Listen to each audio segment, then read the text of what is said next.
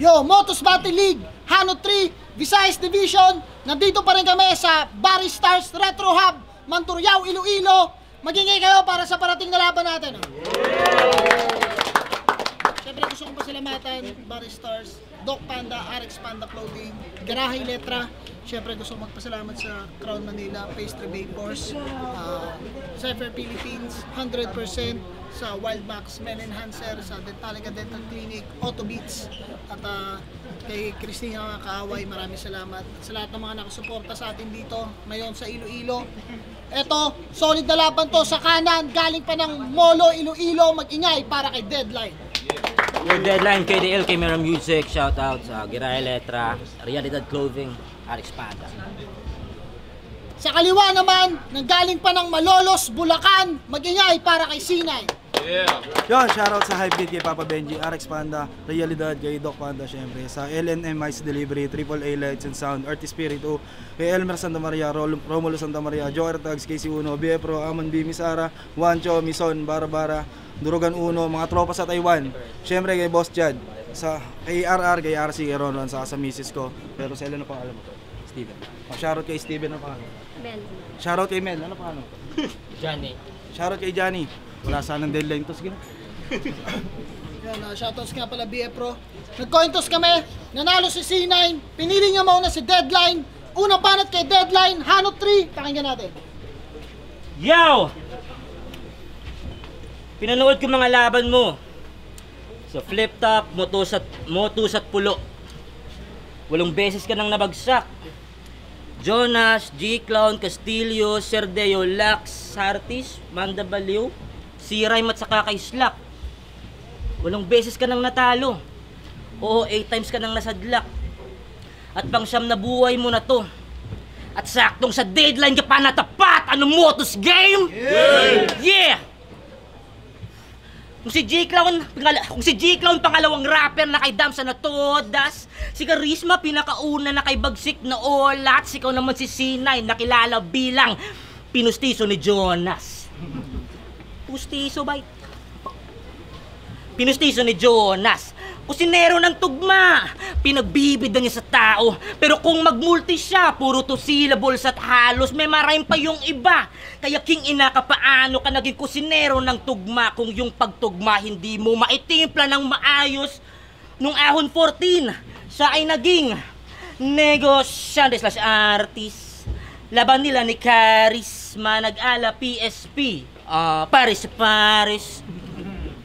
May TF na, nakabenta pa, tangina, grabe yung talent. Ang malupit pa dyan, pagka-uwi ng binentahan, ang Paris na panis. Siya rin daw tagapag-alaga ng maoy. Scammer ka, bro.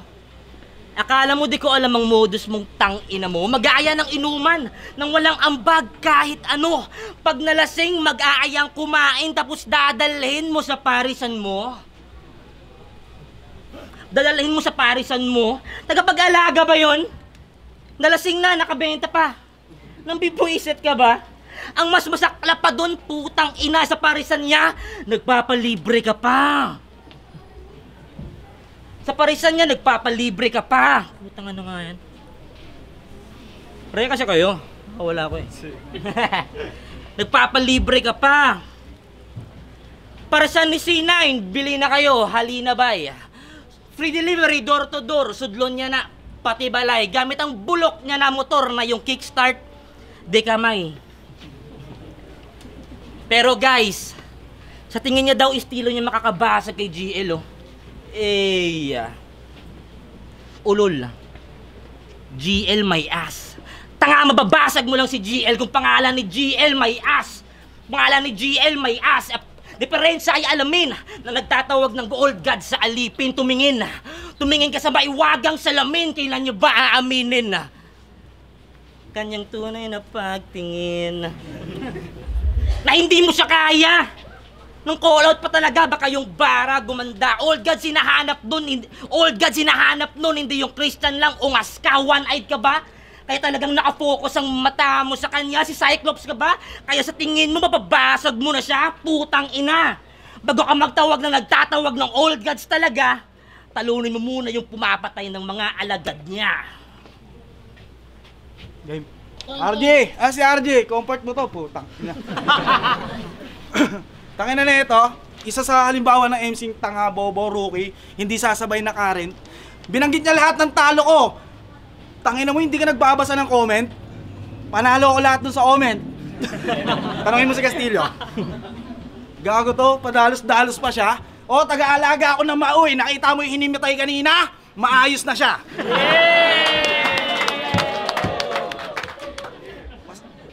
Tinuring niya pa akong kapatid. Nahimasmasan, dinala ko ron kay Kateds. Ang sarap na nalapas, thank you. Game! Game! Nasa ilo-ilo si C9! Dapat, intro pa lang, kailangan, naka-punchline. Maaga kong tinapos yung sulat ko, hindi to aabuti ng pre-predict ng angle ang puta! Galawan ng pulpol, imbis na yung kalaban nagagahol, siya pa tong naghahabol. Nagmamaktol sa anggulo, galit ka ba? Gamit na ba? Ba't lagi mong ginangawa yun? Sa tambalang deadline sa Judith, siya pang hindi sumasang-ayon. Doon din naman to hahantong ngayong dumating si ultimatum. Mabuti pa nga kung magpalit ka na lang ng pangalan. Total, ayaw mo namang ipalagay. Depensa niya lagi ay, wala ba kayong creativity? Mamblak ng tactics kanyang style. Wes no need na sa akin, bay. Kasi kahit na ilagay, kung yung pangalan mo pa na bay, wala pa rin namang patay na linya sa mga linyang pamatay. Dahil ayaw mong maglubay, di tayo aalis sa pangalan mo. Para san pa? Kung kailan dumating tayo sa puntong to? Kung hanggang saan ka? Kine-question yung limitasyon na sa ganun yung katangahan sa pangalan niya maisalba. Tanga-tanga, nagpangapangalan ka ng ganyan tapos gusto mo, lagpasan ka. Di ba? Nakakagigil. Sino dito gustong maging si Deadline?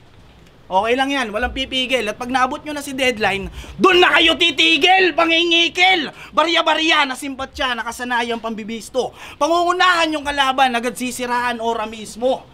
Parang pamilyar yung estilo. Parang taga rito. Ano si Castillo? Ba't nadamay ka pa dito? Kailangan ko talagang pasigatan yung Castillo na magkawangis tong anino. Kaya kanino kayo pupusta? Malamang sa akin kayo kakampi. Nakakatuwa lang din kasi na kapag katangahan ng kababayan di nyo kinukonsinte. Kinukumbinse ko pa rin yung sarili ko na match tayong dalawa. Alam mo bang 10 minutes tong round ko? Nung nagpaalam ako sa'yo, wala sa akin pwedeng umalma. Depende naman sa nag-i-spit, di ba? Nagtsatsaga nga kayo sa kanya. Ngayon malalaman mo yung pinagkaiba ng mahaba sumulat sa mahaba lang talaga. Girahay game! Eto ba yung pambato nyo? Bagong idol nyo mga sir? Kung sa bagay, unang kita ko pa lang sa'yo, alam ko nang magaling kang choreographer. Puta, Jumajak Roberto! Di daw siya nasasaktan. Wes hindi naaabot ng bahay to, round 2 pa lang, iiyak na yan. Time, di mo kasing tanga. Yo! Ito si C9. Ito si C9, champion sa freestyle by. Sa flip top at sunugan, di ba? Sobrang galing, pati sa acapella ina-apply. Buong round 3 pa. Ito si C9, tinalo sa pulo ni Sir Deo at si Rhyme. Dahil sa round 3, nawala. Nag-attempt na ibalik yung linya kay Deo at si Rhyme, wala. Na-DC talaga. Kaya nag-freestyle siya. Pero na-DC nga ba talaga?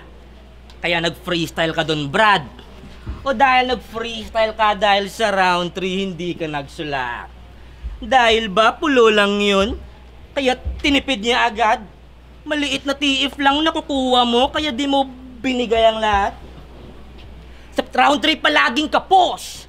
Pero dahil sa pera, desperado, pinato. Sabi mong pagbibigay, sabi mong paghahanda sa laban na yung pagbibigay respeto, di ba boss?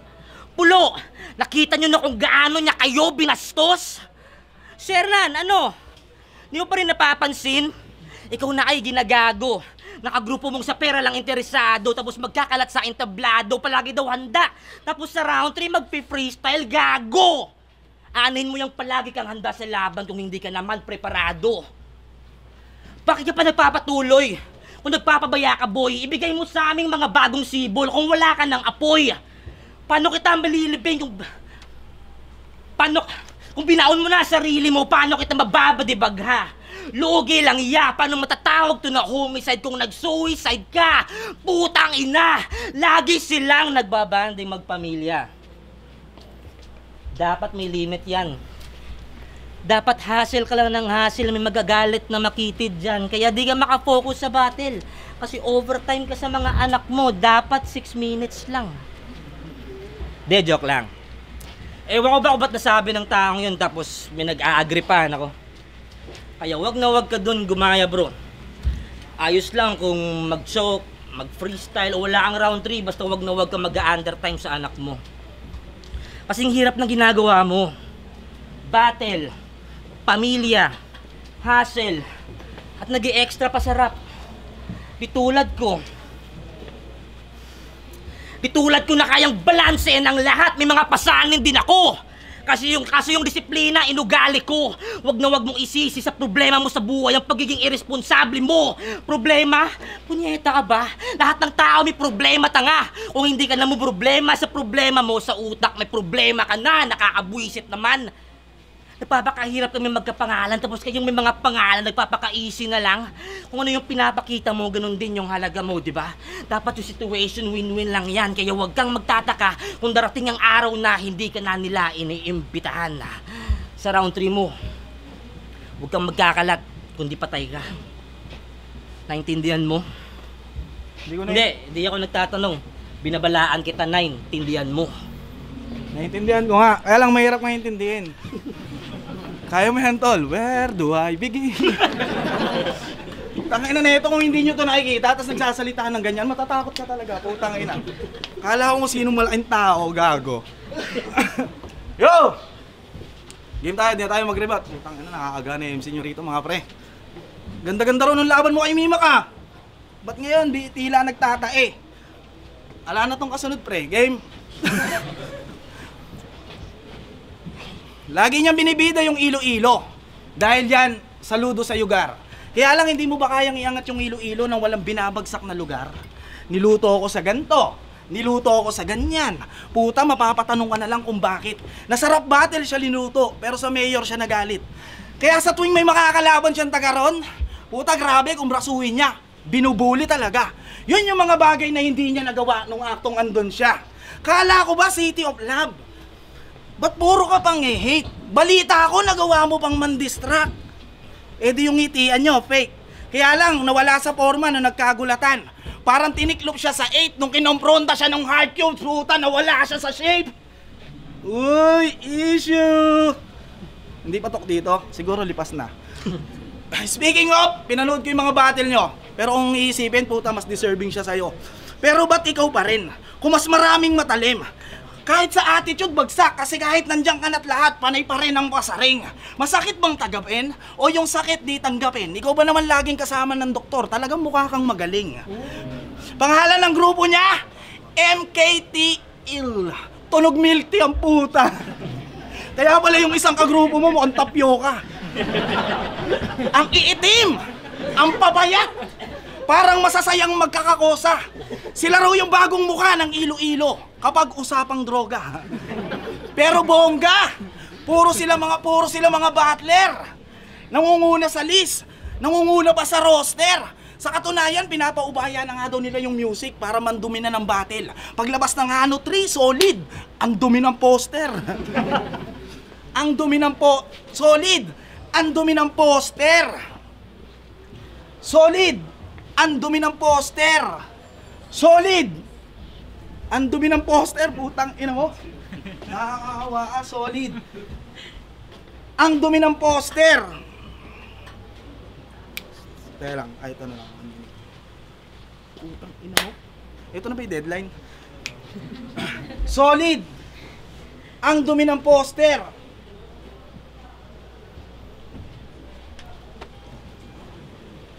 Yo, solid ang dumi ng poster. Pakili ni sir. Time. Yo! Round 3 ko putang. Nakakahawa ka, gago. Teka lang, anong round 3 ko? Sige. Birthday nga pala ni C9. Palakpakan naman natin. Yay! Total, nandito ka sa Iloilo. Bibigyan ka namin ng birthday bash. Sabay-sabay natin batiin si C9 in 3, 2, 1. C9! Putang ina mo! At yun ang birthday bash. Happy birthday, Nine!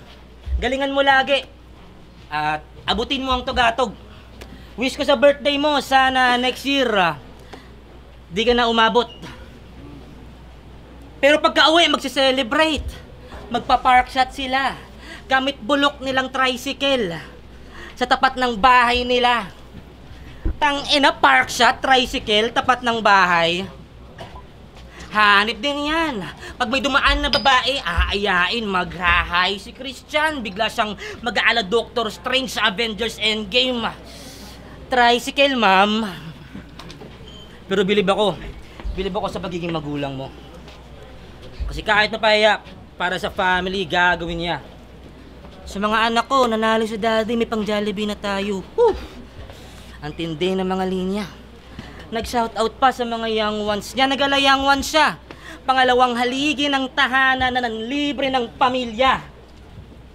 Pinakain mo pamilya mo? Pinagbibida mo, Chong? Bakit mo pagmamayabang responsibilidad mo yon? Pag nanalo, Jollibee. O mang inasal ang handa niya. Paano kung naperde? Mang inasal sa arsada. Mang inasal sa arsada. Sa Jollibee ang bagsak, pag nanalo si daddy sa pagrarap, talagang happy mga anak. So paano kami maniniwala na masarap yung pares mo kung sa tuwing nanalo ka lang, mga anak mo nakakakain ng masarap? Nakakain ng masarap. Wala ako sa pagrarap. Ano, nakakain ng masarap. Pero nakita niyo yung estilo niya. Magyayabang. Tapos biglang babawiin. Yung bara planado, yung tipong mag-aaya ng suntukan, tapos biglang sasabihin, may lakad pala ako. Magbabars, kung hindi effective, lalaitin yung bitaw, magjo-jokes, kung hindi funny, sasabihin, corny daw. Kaya pala lakas ng loob mong i-call out si GL. Galing. Kinupalan mo siya. Para kung i-line ma kanya, di na effective. Kasi, inunahan mo na. Grabe ka. Bars mo na, ribat mo pa. Yung line mo, ni-line mark mo, ano yan, trap? Maling galaw lang ni GL, may pasabog ka, patay ito, pero wrong move ka, ikaw ngayon nasabog. Pero wrong move ka, ikaw ngayon, ikaw pala yung nasabog sa sariling landmine mo. Sariling landmine mo. Ano, nagulat ka?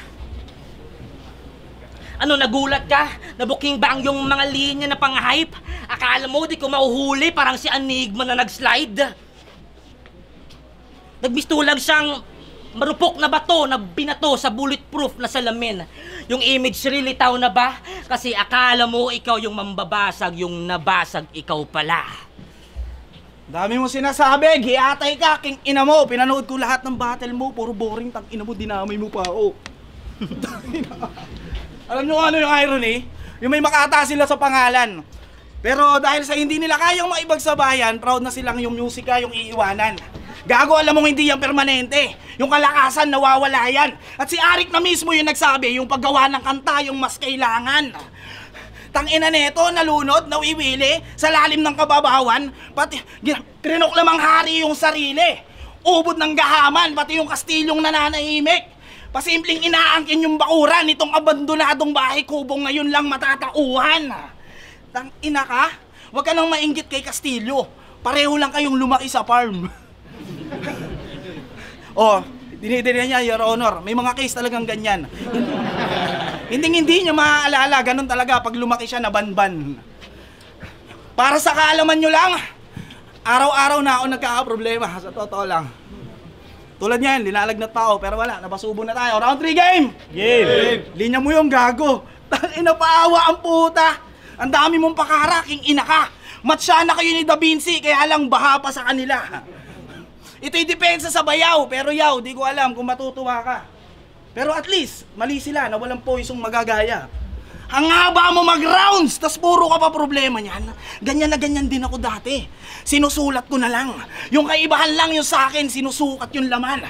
Yung pinsala, pinapalalim, sinusugat yung laman hanggang walang maramdaman. Ikaw namang walang alam.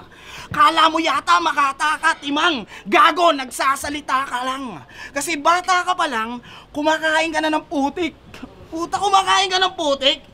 Putris, di bali na lang. Buti sana kung hugis cookies. Kung multis, bibihira, pero meron. Pero meron, madalas ba akong sandal sa jokes na kumalityong? Madali kung usapang lirikal, nakatikom. Palamuti kung ilalarawan yung bars, nakaipon. Matalinong pumunto, mga pagbabalik ko kung bumubura ng bara. Di ko ugaling mamersonal o magkupal, pero brutal kapag namarahan ka. Kaya kabahan ka, at lulukin mo na rin boy. Di ba mahilig ka magsalita ng well-rounded? Napasubo ka tuloy, na akala mo bakla. Yung round niya, hindi lang bumibengkong, umuo. Tsupa! Tangina mo, amo! Di ba mahilig ba yung unggoy mahilig sa saging? Gusto mo latundan? O baka gusto mo nakapinggan, tanginang matching to, demanding, sarap tatratin ng machine gun. O eto pa banana, kaso magasin at may diplato na din dyan. Time na yan! Tanginang pangit din naman ang pinaita mo, dinamay mo pa ako, gago ka. So babalik ka ulit dito. Yung susunod, tanda mo na. Time, thank you. Magiging para sa laban na yun.